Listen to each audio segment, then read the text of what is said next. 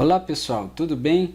Neste exercício nós vamos trabalhar o resultado de medição indireta do volume de um paralelepípedo. Então é uma medição indireta porque nós vamos basicamente medir a base, a largura e a altura, e a partir dessas medições é que nós calculamos o resultado da medição do volume, como sendo o produto aqui da base vezes a largura e vezes a altura. Só que nós sabemos que cada uma dessas medidas aqui, se eu medir repetidas vezes, eu vou ter uma incerteza, eu vou ter um erro devido às imperfeições desse paralelepípedo e, consequentemente, eu vou ter uma incerteza individual de cada uma dessas medidas e, consequentemente, eu tenho uma incerteza do volume, que é obtida de forma indireta a partir da lei de propagação de incertezas, tá? Então, para trabalhar aqui a incerteza e também o resultado do volume, primeiro eu tenho que trabalhar o resultado das medições aqui da base, da largura e da altura. Então, para fazer isso, nós trabalhamos aqui com um paquímetro com resolução de 0,01 milímetro, um centésimo de milímetro. Esse paquímetro tem um certificado de calibração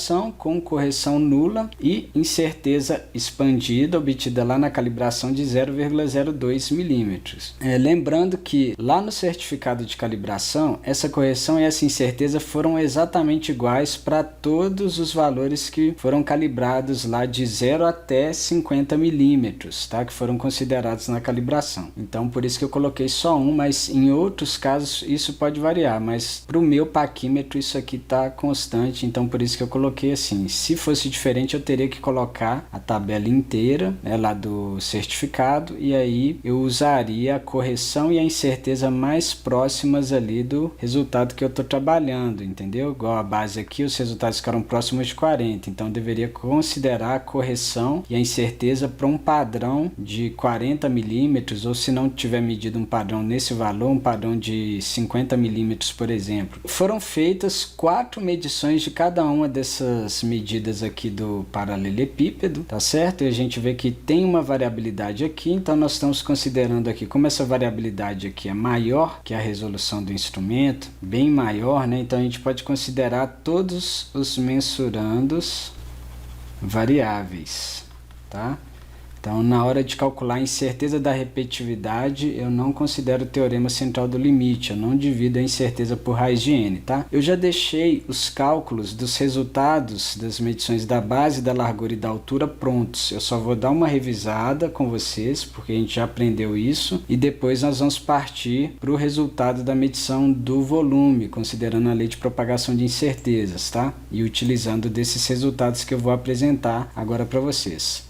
Então, começando aqui pelo resultado de medição da base, primeira coisa que eu fiz foi calcular a média das 4 indicações que eu obtive quando eu medi a base, tá? E a média da base deu 39,90 milímetros. Depois dos efeitos sistemáticos, eu já mostrei para vocês que a correção da calibração é nula e a repetitividade e a resolução também são fontes de erro, que nesse caso tem correção nula porque elas não têm erro sistemático, elas são fontes de erro aleatório apenas. Então, a correção combinada, que é a soma das correções das fontes de incerteza individuais, é nula, tá ok? Correção combinada é nula. E aí nós partimos agora para o cálculo dos efeitos aleatórios. Então eu tenho erro aleatório das 3 fontes que nós estamos considerando. A repetitividade, a incerteza da repetitividade é o desvio padrão das indicações, tá ok? Então eu calculei isso daqui no software estatístico e deu 0,0424 milímetros. Como eu tenho 4 medições, 4 menos 1, eu tenho 3 graus de liberdade para repetitividade. Nós estamos trabalhando aqui com o procedimento tipo A, utilizando aqui a distribuição normal e calculando o desvio padrão amostral, que aqui na metrologia a gente chama de incerteza padrão, tá? Da repetitividade. E depois nós trabalhamos aqui a incerteza da resolução. Eu mostrei para vocês em vídeos anteriores que a incerteza da resolução eu trabalho com o procedimento tipo B, procedimento não estatístico, e eu determino que a probabilidade de erro devido à resolução é descrita pela resolução uniforme, e o desvio padrão na distribuição uniforme é metade do domínio dividido por raiz de 3, né? E metade do domínio no caso da resolução seria a resolução sobre 2, que é o erro máximo devido à resolução, conforme eu já expliquei em vídeos anteriores. Então dá 0,01, que é a resolução, dividido por 2 e dividido por raiz de 3, dá 0,00288, e quando eu adoto o procedimento tipo B, procedimento não estatístico, ou seja, adotei uma distribuição de probabilidade para descrever a incerteza de um fenômeno, o grau de liberdade é infinito. Eu não tenho dados para calcular grau de liberdade, tá? Então, grau de liberdade da resolução é infinito. Da calibração, eu tenho a incerteza que vem lá no relatório, que é 0,02, só que isso é incerteza expandida. Então, considerando procedimento tipo B também, porém com a distribuição normal, a incerteza expandida é o coeficiente t de student vezes a incerteza combinada da calibração, que é o que a gente quer. Então, a incerteza combinada da calibração é a expandida dividido pelo t. O coeficiente t de student para grau de liberdade infinito é igual a 2. Ele se aproxima de 2, que é o número de desvios padrões que eu tenho na distribuição normal padrão para 0,9545 de confiança, que é o nível de confiança adotado em metrologia, tá? Então, 0,02 dividido por 2, 0,01 graus de liberdade infinitos para calibração, porque também é um procedimento tipo B. E a incerteza combinada da base do paralelepípedo vai ser a raiz da soma dos quadrados das incertezas individuais que nós acabamos de ver, tá? Então, isso dá 0,04368. Como a incerteza da repetitividade é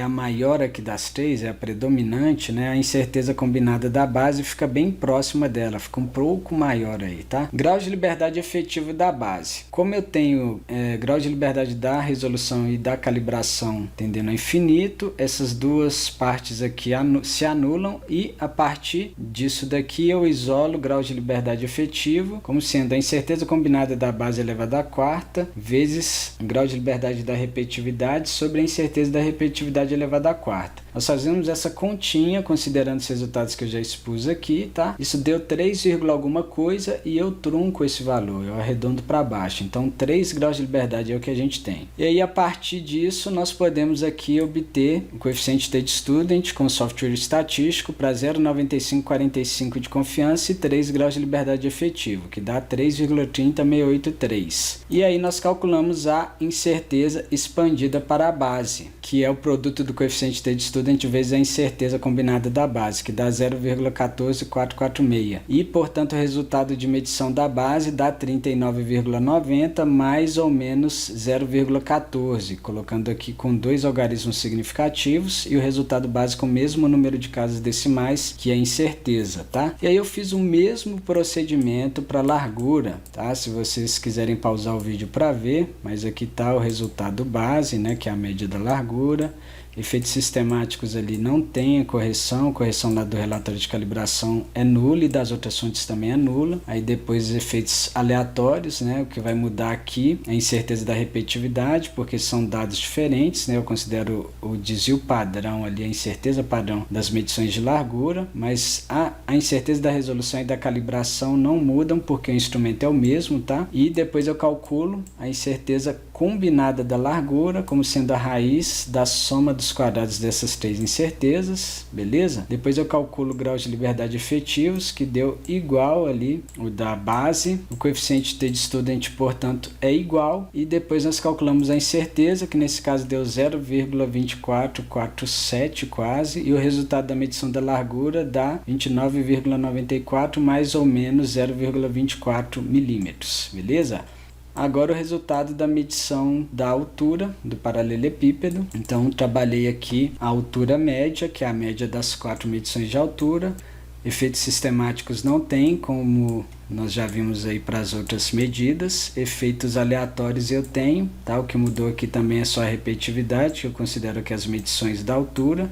E eu calculo a incerteza combinada da altura como sendo a raiz da soma dos quadrados das incertezas individuais, que dá isso daqui, 0,031255. Grau de liberdade efetiva também deu 3, portanto o coeficiente t de student não se alterou. E a incerteza expandida deu 0,10326 e, portanto, o resultado da medição de altura deu 14,65, mais ou menos 0,10 milímetros, beleza? Só que o que eu vou precisar quando eu aplicar a lei de propagação de incertezas daqui a pouco, pessoal, na verdade não é essa incerteza expandida não, tá? É aqui, ó, essa incerteza combinada da altura, que deu 0,31255, a incerteza combinada da largura, que deu 0,074, e a incerteza combinada da base, que deu 0,0437, beleza?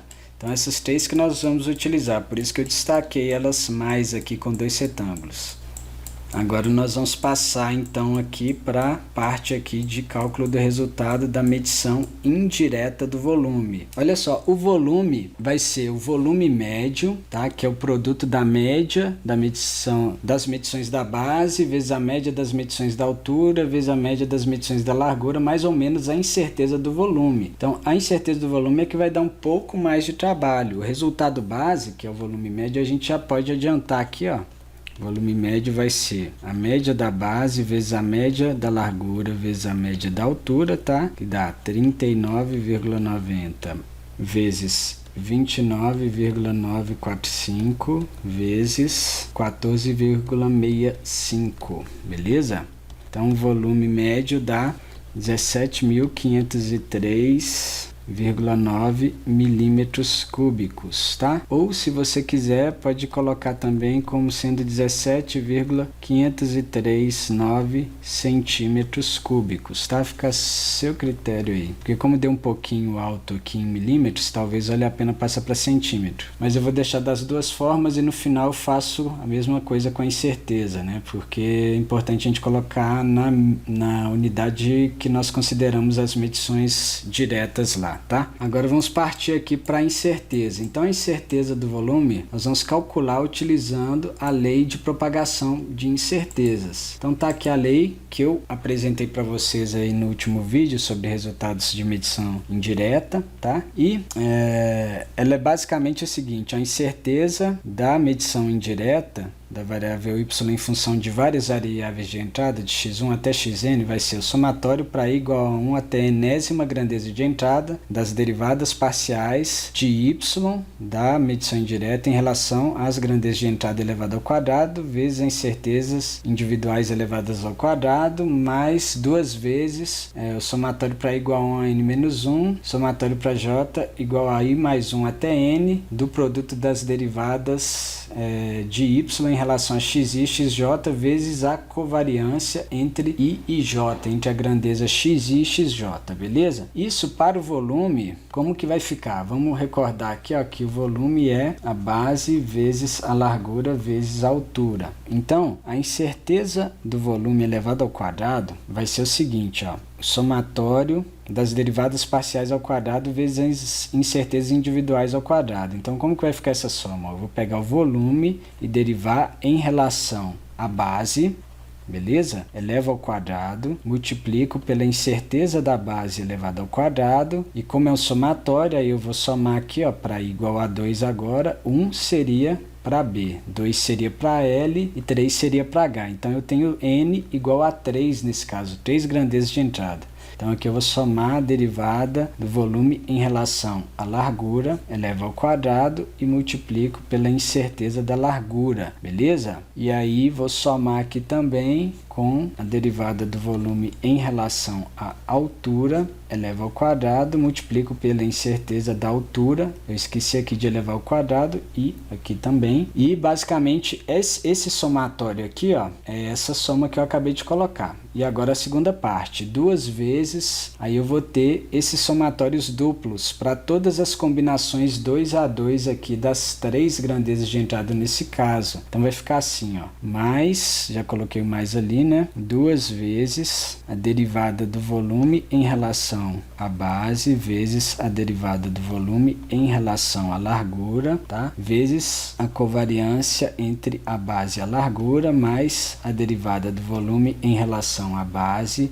vezes a derivada do volume em relação à altura vezes a covariância entre a base e a altura mais a derivada do volume em relação à largura vezes a derivada do volume em relação à altura vezes a covariância entre largura e altura, beleza? Então essa é a formulinha, uma formulinha grande, aí eu tenho que fazer essas derivadas parciais, tá? É grande, mas não é difícil, pessoal. E aí, antes de fazer essas derivadas, eu queria recordar o seguinte, ó. O que seriam essas covariâncias aqui, ó? Covariância que eu não calculei isso ainda, né? A covariância entre a base e a largura vai ser a incerteza da base vezes a incerteza da largura vezes o coeficiente de correlação entre a base e a largura. E aqui a mesma coisa, a incerteza da base vezes a incerteza da altura vezes o coeficiente de correlação entre a base e a altura. E aqui a incerteza da largura vezes a incerteza da altura vezes o coeficiente de correlação entre a largura e a altura. O que acontece aqui é que eu fiz as medições da largura, da altura e da base de forma completamente independente. Então, pode ser até que se você calcular a correlação com o software estatístico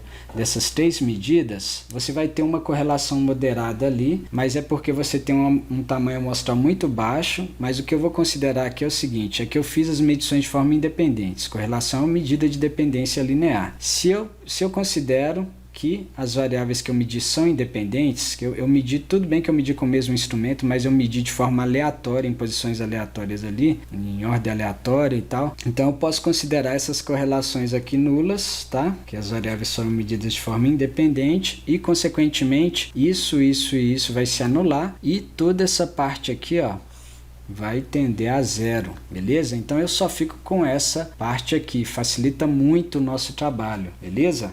Antes de descer e fazer essas derivadas e começar a calcular, vamos colocar aqui essas derivadas já para facilitar o nosso trabalho. Beleza? Então vamos colocar aqui do lado aqui, ó, começando pela derivada do volume em relação à base, tá? Derivada do volume em relação à base vai dar largura vezes altura, LH. Derivada do volume em relação à largura vai dar B vezes H, simples a derivada, né, pessoal? E a derivada do volume em relação à altura é igual a B vezes L. Tranquilo? Então fica super simples aí os cálculos e agora a gente pode seguir aí e tentar montar a nossa função para propagar a incerteza do volume, tá? Então vai ficar assim, ó, a incerteza do volume.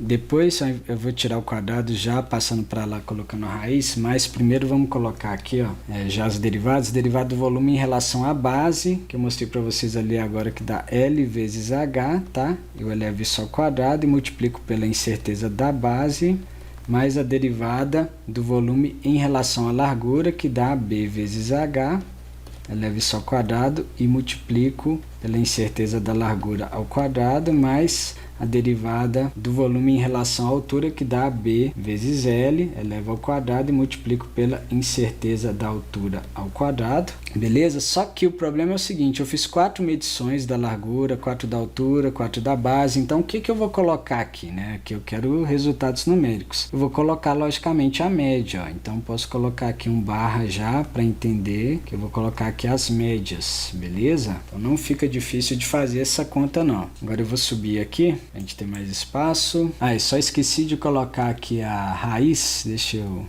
Pronto, vamos lá, a incerteza do volume vai ser igual a raiz, daqui a pouco eu coloco a raiz, tá? Deixa pro final para colocar. Olha só, 29,945, que é a média da largura, vezes 14,65, que é a média da altura, esse produto ao quadrado, vezes a incerteza da base, que é 0,04368, ao quadrado, mais 39,9, que é a média da base, vezes a média da altura, que é 14,65, esse produto ao quadrado, vezes a incerteza da largura, que é 0,07399 ao quadrado, mais 39,9, que é a média da base, vezes 29,945, vezes, aqui não vai dar, vou colocar aqui embaixo, 0,031225, tá? Também elevado ao quadrado. E agora eu posso colocar aqui a raiz, tranquilo? Na verdade eu vou melhorar isso aqui, pessoal. Beleza, só falta fechar aqui a raiz, né? Beleza, vamos ver quanto vai dar essa incerteza aqui do volume, pessoal. Isso vai dar, se vocês fizerem na calculadora ou no software, vai dar 60,24815, beleza? Milímetros cúbicos, tranquilo? Depois a gente vê se a gente precisa desse tanto de casas decimais. No final a gente vai arredondar isso aí. Agora nós precisamos calcular graus de liberdade efetivos.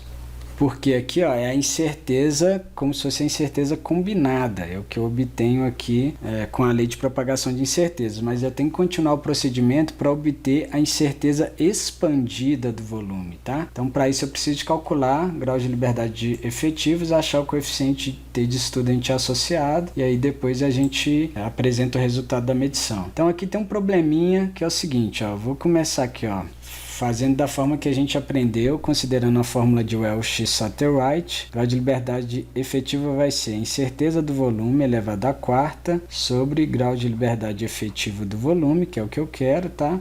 Isso vai ser igual a incerteza da base elevado à quarta sobre grau de liberdade da base, que é o grau de liberdade efetivo lá da base que eu calculei lá atrás, que deu 3 para as 3 medidas diretas, né? Incerteza da largura à quarta sobre grau de liberdade da largura, mais incerteza da altura elevada à quarta sobre grau de liberdade da altura. Por que eu deixei esse espaço aqui? Porque aqui ainda vai um outro elemento aqui, ó. Porque a incerteza do volume e a incerteza da base, da largura e da altura tem ordens de grandeza muito diferentes. Olha só o volume, quanto que deu a incerteza. Deu da ordem aqui de 60 e a unidade de medida é diferente, né? Essas três aqui tá dando tudo décimos aí, ou centésimos de milímetro, da ordem de décimos ou de centésimos. E essa aqui está da ordem de dezenas de milímetro cúbico. Então eu tenho que dividir aqui, ó, pela média do volume.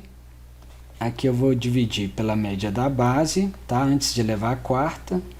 E aqui eu vou dividir pela média da largura. E aqui eu vou dividir pela média da altura. Então não sei se ficou claro, ó, o que eu estou elevando a quarta aqui. É o resultado dessa divisão, tá? Em todos os três casos aqui. Agora sim, nós podemos calcular aí de forma correta o número de graus de liberdade efetivos, tá? Então, o que vai acontecer aqui, ó? Nesse caso só, tá, pessoal, que aconteceu isso. Pode ser que em outros casos isso não acontece. Grau de liberdade da base, da largura e da altura deram 3. Os 3 aí deram... Então, aqui eu tenho já esse mínimo múltiplo comum, não preciso tirar. Multiplico 3 por esse resultado aqui e divido por isso, eu tenho grau de liberdade efetivo, beleza? Então, vamos fazer, ó, grau de liberdade efetivo vai ser... Eu vou fazer esse resultado aqui, ó, incerteza do volume, que é 60,24.815, dividido pelo volume, que deu 17.503,9 elevado à quarta, vezes 3, tá certo? E vou dividir isso daqui por esse numerador aqui, tá? Só porque esse denominador era comum. Se isso aqui fosse, por exemplo, diferente para os três, eu poderia fazer essas contas aqui antes e depois sim isolar o grau de liberdade efetivo. Mas aqui eu vou fazer tudo de uma vez. O bom quando dá para fazer esse tipo de conta de uma vez é que a gente não fica errando fazendo arredondamentos preliminares, tá? Quando você faz com a calculadora. Mas se você faz no software, aí não tem problema. Aí você não vai ter esse problema de ficar propagando erros aí de arredondamento.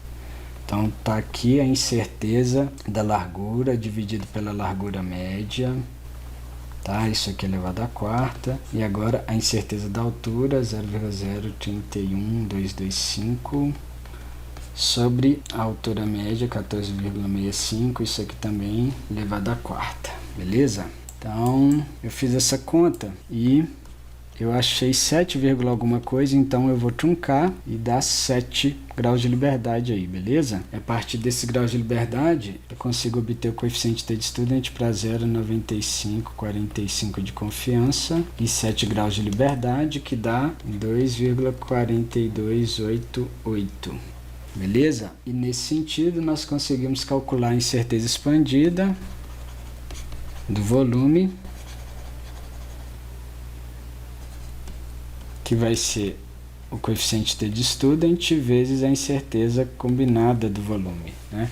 Ou aqui, né, propagada, né? Pode falar dessa forma também, 2,4288 vezes 60,24815. Então a incerteza expandida do volume dá 146,3312 milímetros cúbicos, beleza? E para finalizar, nós vamos apresentar o resultado de medição para ficar bem claro, ó, indireta do volume. Então, ó, vai ficar assim, ó, o volume vai ser o volume médio, que é 17.504, mais ou menos 146. Aqui eu já tô arredondando, tinha algumas casas decimais aqui, né? Aqui também, mas se eu deixar, por exemplo, 146,33, eu vou ter 5 algarismos significativos, né? Então, a regra pede pra gente arredondar em certeza com 2 no máximo. Aqui eu já tô com 3, porque nesse caso não faz sentido, né? Porque eu não tenho decimal, né? Porque eu já tô com 3 sem decimais, então não posso excluir esse algarismo aqui das unidades, tá? Mas só que para a gente conseguir arredondar com 2 algarismos significativos, eu posso colocar esse resultado de medição em centímetros cúbicos. Então 17.504 milímetros cúbicos para centímetros cúbicos vai dar 17,504, beleza? Mais ou menos 0,146. 146 milímetros cúbicos em centímetros cúbicos dá 0,146.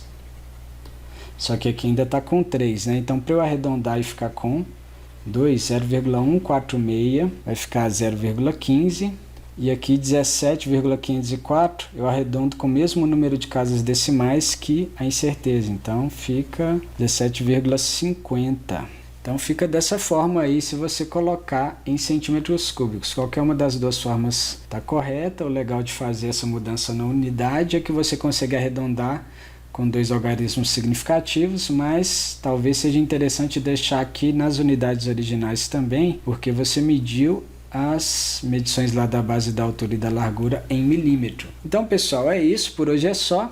Esse foi um primeiro exercício aí de resultado de medição indireta do volume. Depois eu vou resolver esse exercício também no R com vocês. E se você gostou desse vídeo, deixe seu like, se inscreva no nosso canal e ative as notificações. Muito obrigado.